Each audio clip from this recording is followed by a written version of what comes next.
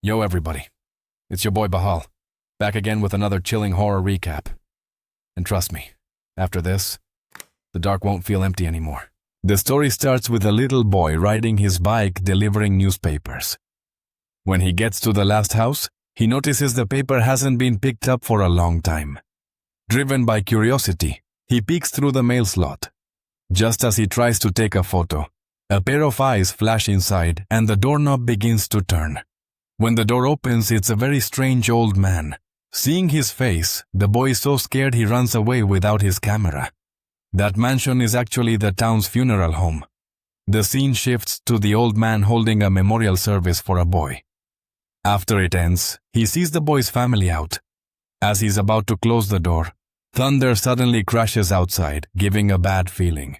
Inside, he sees a woman standing by the boy's body. That woman is our main character, Sam. The old man thinks she's a relative of the deceased boy, but Sam says she came because she saw the hiring ad and wasn't sure if they still needed people. The old man smiles and says they're always hiring. To help Sam understand their work environment, he plans to tell her some true stories to test her mental toughness. So he starts the first story about Emma. One day she attends a party. Though she looks glamorous, she's actually a thief. In the bathroom, she turns on the light and sees sticky stuff on the switch but ignores it. She sits on the toilet elegantly sipping red wine and checks her loot. She slowly puts the stolen money on herself. Then she tidies her makeup in the mirror and gets ready to leave. But something behind the mirror catches her attention. When she tries to open the cabinet door, it won't budge. Emma pulls out a small knife and pries open the lock. Though the door opens, she accidentally cuts her hand. As she treats it, the door suddenly shuts by itself. Emma isn't scared.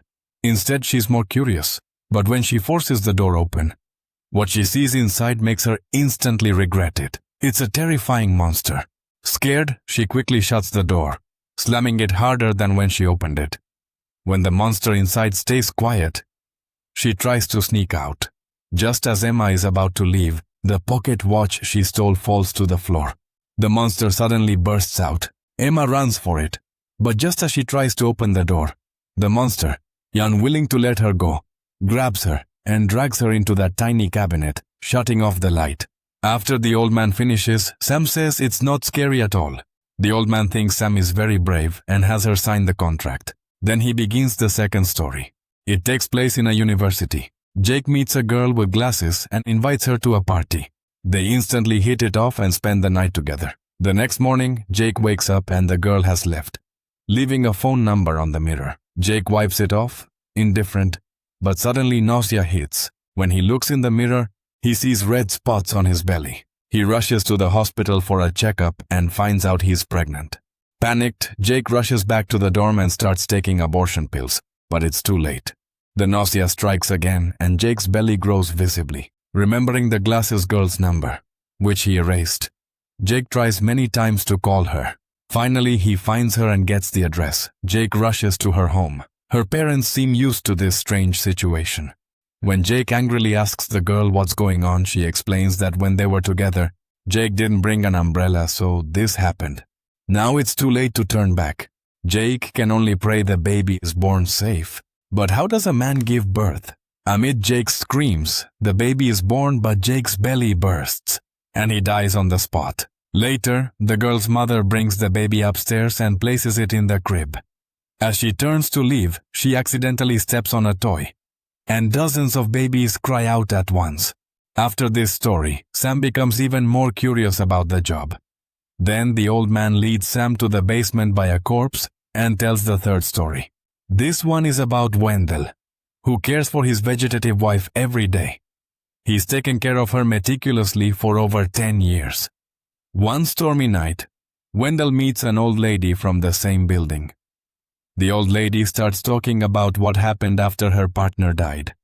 She says that after her partner died, she started traveling the world, saw beautiful places, and had no burdens or responsibilities. She had never lived so happily before. When Wendell hears this, dark thoughts slowly rise in his heart. He has already lost everything caring for his wife.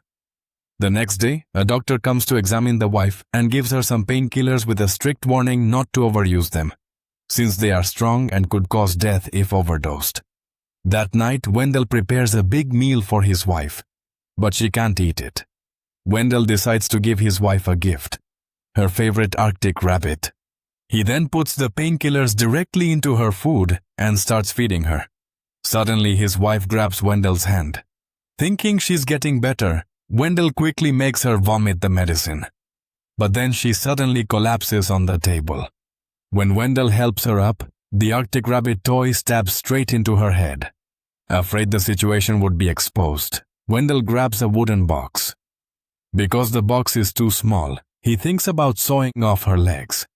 Then, without hesitation, he sawed off his wife's legs, stuffed them into a box, and nervously took the elevator down, ready to send her out.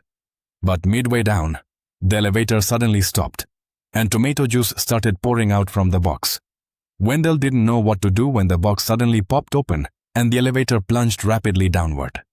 Through the mirror, Wendell saw beautiful moments with his wife. Suddenly, the elevator felt weightless, and Wendell floated up. His wife stood up from the box and slipped a wedding ring onto his finger, reminding Wendell of his wedding vow, to stand by each other through sickness and health. That was the end of the third story.